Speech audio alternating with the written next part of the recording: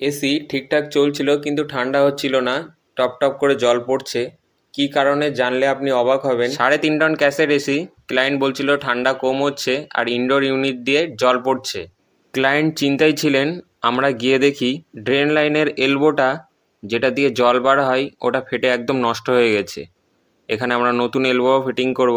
কিন্তু আসল সমস্যাটা লুকিয়ে আছে আউটডোর ইউনিটে।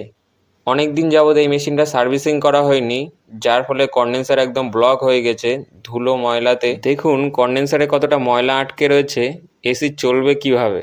দেখুন কতটা কাদা গোলা জল পড়ছে, একদমই কালো। তো এর জন্য এসি ঠান্ডা হচ্ছে না, কন্ডেন্সার ট্রিপ করে মেশিন বন্ধ হয়ে যাচ্ছে।